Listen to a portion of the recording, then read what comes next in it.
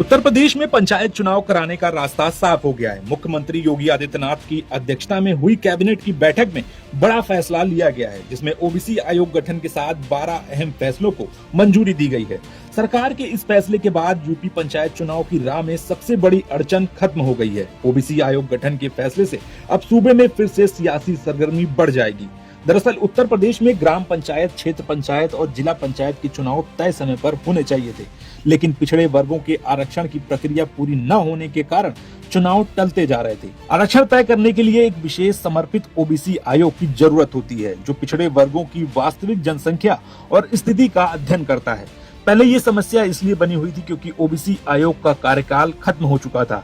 आयोग का कार्यकाल अक्टूबर 2025 में समाप्त हुआ था, जिसे बाद में अक्टूबर 2026 तक बढ़ाया गया था, लेकिन कानूनी रूप से ये प्रक्रिया पूरी तरह वैध नहीं मानी जा रही थी। इसी कारण आरक्षण प्रक्रिया शुरू नहीं हो पा रही थी और पंचायत चुनाव रुके हुए थे। अब सरकार ने नए ओबीसी आयोग के गठन को मंजूरी दे दी है। इस आयोग का काम राज्य में पिछड़े वर्गों का रैपिड सर्वे करना होगा। इस सर्वे के जरिए ये पता लगाया जाएगा कि राज्य में पिछड़े वर्गों की वास्तविक आबादी कितनी है और वे किस क्षेत्र में कितनी संख्या में रहते हैं। इसके आधार पर पंचायत चुनावों में वार्ड और सीटों का आरक्षण तय किया जाएगा। इस आयोग में कुल 5 सदस्य होंगे। इसमें ऐसे लोग शामिल किए जाएंगे जिनके पास पिछड़े वर्गों से जुड़े मामलों का अनुभव और ज्ञान हो। आयोग के अध्यक्ष एक रिटायर्ड हाई कोर्ट जज होंगे और बाकी सदस्य भी विशेषज्ञ होंगे। इस आयोग का कार्यकाल आमतौर पर 6 महीने का रहेगा।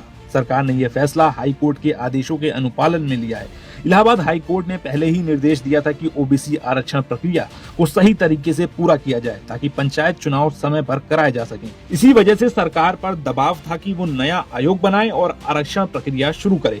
अब उम्मीद की जा रही है कि आयोग के गठन के बाद आरक्षण का काम शुरू होगा। इसके बाद पंचायत चुनाव कराए जा सकेंगे, लेकिन चुनाव की तारीख अभी तय नहीं है। जानकारों के मुताबिक अब 26 मई तक चुनाव कराना लगभग असंभव लग रहा है। अगर प्रक्रिया जल्दी पूरी हो जाती है तो चुनाव अक्टूबर-नवंबर में हो सकते हैं, लेकिन अगर देरी हुई तो ये चुनाव अगले साल मार्च के बाद भी हो सकते हैं, क्योंकि उससे पहले राज्य में विधानसभा चुनाव की तैयारियां भी शुरू हो जाएंगी।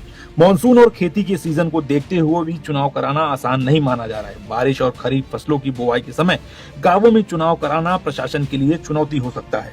इसके अलावा अभी मतदाता सूची भी पूरी तरह तैयार नहीं हुई है। राज्य निर्वाचन आयोग ने 10 जून तक अंतिम वोटर लिस्ट तैयार कराने का लक्ष्य रखा है, लेकिन आपत्तियों के निस्तारण और नए क्षेत्रों के जुड़ने के कारण इसमें समय लग सकता है।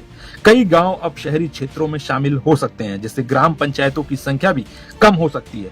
इसका सीधा असर चुनावी प्रक्रिया और सीटों के बंटवारे पर पड़ेगा। चुनाव की प्रक्रिया फिर से शुरू करने की उम्मीद बढ़ गई है, लेकिन अभी भी कई प्रशासनिक और कानूनी प्रक्रियाएं बाकी हैं, जिनके पूरा होने के बाद ही चुनाव की तारीख तय हो पाएगी।